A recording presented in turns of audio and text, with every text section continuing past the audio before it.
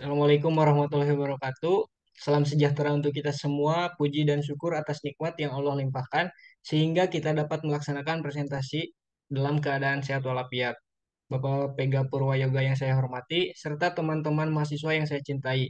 Pada kesempatan kali ini, kelompok kita yang beranggotakan Julpi Septia Anzana, Muhammad Akbar Firdaus, dan saya sendiri Alif Mufti Rahmat akan melakukan presentasi tentang implementasi aplikasi Point of Sale atau biasa disingkat POS berbasis web pada usaha mikro sebagai upaya meningkatkan efisiensi dan efektivitas bisnis.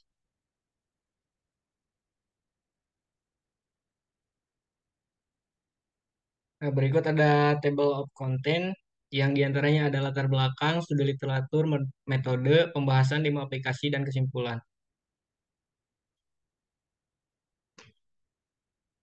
Baik, langsung saja ke pembahasan bab 1 yang akan dipaparkan oleh saya sendiri. Baik, bab 1 latar belakang. Perubahan dari metode konvensional ke teknologi informasi memberikan nilai tambah pada bisnis, terutama dalam pembentukan marketplace online. Muda Abadi Mart, sebuah minimarket yang menjual sembako, masih menggunakan sistem kasir sederhana, menyebabkan pelayanan yang kurang maksimal dan kesulitan menghitung transaksi. Pemilik toko mencari aplikasi yang dapat membantu manajemen, termasuk pendataan barang, pemesanan, penjualan berbasis pos, dan pencatatan pengeluaran operasional. Lanjut ke bab 2, yaitu studi literatur. Penelitian sebelumnya, pada penelitian yang pertama dengan hasil yang diperoleh bahwa dengan adanya sistem aplikasi pos ini dapat menghindari data-data penjualan barang yang berantakan dan laporan-laporan penjualan yang berantakan. Pada penelitian kedua, dengan hasil yang diperoleh dari hasil teknik observasi dan wawancara yang dilakukan secara berkala menghasilkan 33 kebutuhan fungsional. Pada penelitian selanjutnya, dengan hasil yang diperoleh menyebutkan masalah yang terjadi adalah pencatatan keuangan secara manual dan belum terkomputerisasi. Selanjutnya studi literatur. Yang pertama ada point of sale, yaitu sebuah sistem aplikasi yang diterapkan pada bisnis minimarket ataupun pertokoan untuk menangani pengolahan data transaksi pembelian, transaksi penjualan eceran, transaksi retur pembelian, dan pelaporan transaksi yang secara umum penting dibutuhkan di dalam pengambilan keputusan strategik oleh pebisnis swalayan, organisasi, atau perusahaan yang berskala kecil dan menengah. Yang kedua, udah usaha mikro, yaitu usaha produktif milik orang perorangan dan atau badan usaha perorangan yang memenuhi kriteria usaha mikro sebagaimana diatur dalam Undang-Undang Nomor 20 Tahun 2008 tentang usaha mikro kecil dan menengah atau UMKM. Selanjutnya ada PHP. Eh, Fungsi utama PHP dalam membangun website adalah untuk melakukan pengolahan data pada database. Selanjutnya ada MySQL yang merupakan program pengakses database yang bersifat jaringan sehingga dapat digunakan untuk aplikasi multi-user atau banyak pengguna. Yang kelima ada XMPP, yaitu perangkat lunak bebas yang mendukung banyak sistem operasi dan juga merupakan hasil kompilasi dari beberapa program. Mungkin sekian pemaparan materi dari saya. Untuk materi selanjutnya akan dilanjutkan oleh Saudari Jovi. Kepadanya disilakan. Baik, terima kasih kepada moderator yang telah mempersilahkan saya untuk melanjutkan materi. Bab ketiga yaitu metode. Dalam aplikasi ini digunakan metode air terjun atau waterfall. Untuk langkah-langkahnya bisa dilihat di layar. Next. Kemudian untuk tahapan metode waterfall, yang pertama ada requirement definition. Pada tahap ini melakukan pengumpulan literatur sebagai bahan referensi, lalu ada tahap sistem dan software design. Tahap ini dilakukan perancangan aplikasi berdasarkan literatur yang ada dan disesuaikan dengan kebutuhan dari pemilik. Yang ketiga yaitu implementasi dan unit testing. Pada tahap ini dilakukan penerapan rancangan dan model yang telah dibuat sebelumnya ke dalam bentuk program kecil yang disebut unit, kemudian disatukan dalam tahap kegiatan berikutnya. Tahap yang keempat yaitu ada integration and system testing. Pada tahap ini dilakukan integrasi atau membuat aplikasi menjadi siap pakai. Lalu yang kelima yaitu ada operation and maintenance. Pada tahap ini aplikasi telah selesai dibuat dan disediakan kepada pemilik toko untuk digunakan. Next. Selanjutnya mengenai rancangan kebutuhan dari sistem POS. Pertama yaitu ada fitur di beranda, berisi menampilkan secara singkat informasi mengenai data barang. Yang kedua data master, yaitu mengenai pendataan barang. Lalu ada transaksi, berisi transaksi penjualan barang pada toko. Lalu ada laporan, berisi mengenai laporan. Yang terakhir ada pengaturan, yaitu kebutuhan untuk melakukan pengaturan pada toko. Next. Nah, selanjutnya masuk ke use case. Dapat dilihat pada gambar di samping, admin bisa mengakses semua fitur dengan cara admin melakukan login terlebih dahulu untuk dapat mengakses semua fitur yang ada. Selanjutnya ada ERD tabel. ERD ini terdiri dari 7 tabel, di mana entitasnya saling berelasi. Entitas-entitasnya itu seperti tercantum di layar. Selain itu juga dicantumkan juga atributnya dari tabel-tabel tersebut. Sekian pembahasan materi dari saya kembalikan kepada moderator. Baik, terima kasih kepada Saudari Julpi yang telah memaparkan materi. Em, Mungkin selanjutnya akan dilakukan pendemoan aplikasi yang akan didemokan oleh Saudara Akbar. Kepadanya saya persilahkan. Untuk halaman pertama ya di halaman login, di sini kita masukkan dulu user sama passwordnya. Kita masuk ke bagian admin, login. Nah, di sini ada pemberitahuan login sukses ya, bahwa kita sudah login dengan username dan password yang benar. Gitu.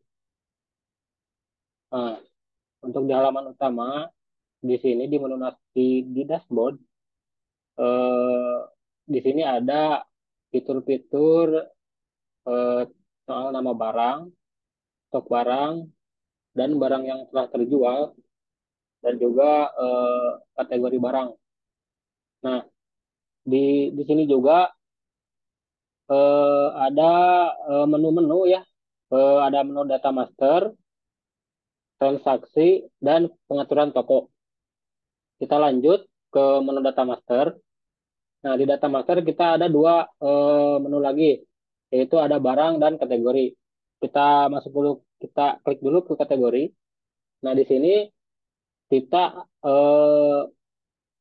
bisa aliasnya itu namanya CRUD ya. Di sini kita coba insertkan data terlebih dahulu.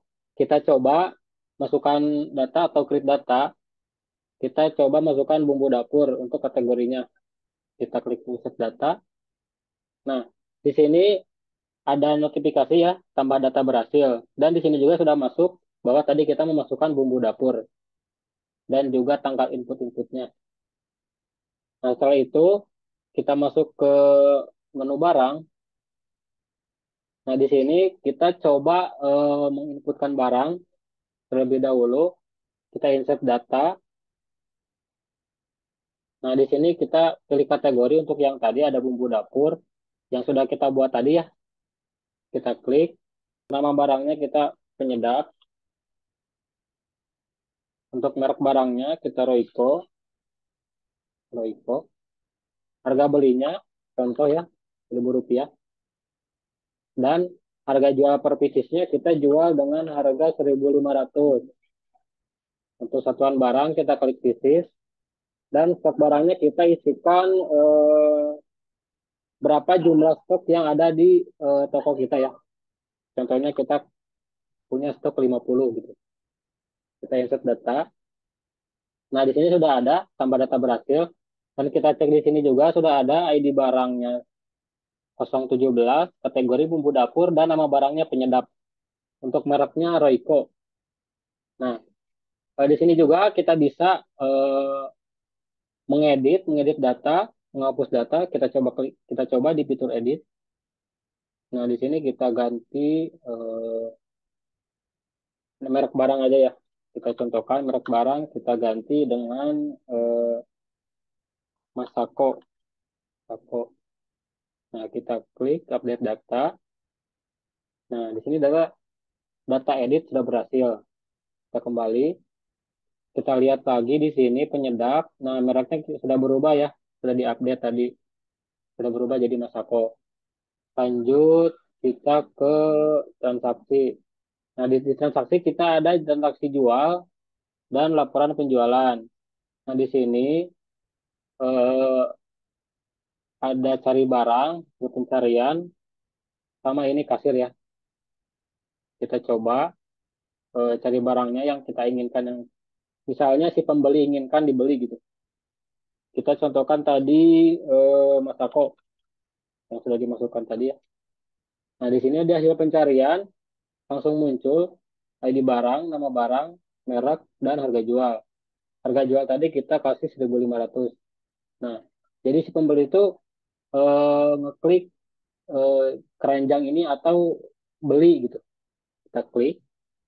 Nah, di sini sudah ada masuk buat di kasirnya, ada masuk penyedap, jumlahnya satu, untuk totalnya 1.500. Kita lanjut lagi, misalkan si pembeli mau membeli susu. Nah, sama ya kayak tadi, klik beli. Selanjutnya, eh, si pembeli bisa, kita juga bisa mengedit jumlahnya ya. Misalkan si pembeli mau belinya bumbu penyedap itu 5, kita update. Nah, sudah ada. Dan juga misalkan susunya mau beli 2, kita update. Nah, jika sudah update ini, jadi totalnya juga ikut berubah ya. Dari awalnya tadi 1.500, sekarang jadi 7.500. Dan susu juga sama, yang tadinya 5.000 jadi 10.000. Nah, di sini juga untuk total semua yang dibeli oleh si pembeli, ini sudah ada otomatis yang harganya menjadi 17.500. Nah, misalkan si pembeli sudah mau membayar gitu. Si pembeli membayar dengan uang seharga 50.000. Kita klik bayar. Nah, di sini juga langsung ada ya belanjaan berhasil dibayar. Kita oke. Nah, setelah itu kita juga dapat melihat kembalian untuk si pembeli yaitu 32.500. Dan ini untuk kita bisa ngeprint untuk bukti pembayarannya. Nah, kita kembali.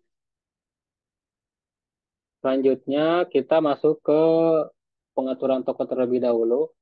Nah, di sini juga kita ada pengaturan toko yang berisikan identitas pemilik toko ya. Yang di dalamnya ada nama toko, alamat toko, kontak HP si pemilik toko, dan juga nama pemilik tokonya. Nah, lanjut kita masuk ke laporan penjualan. Di sini buat laporan penjualan, membuat laporan tersebut per bulan ya. Nah, di sini kita cek untuk bulan sekarang, Desember tahun 2023.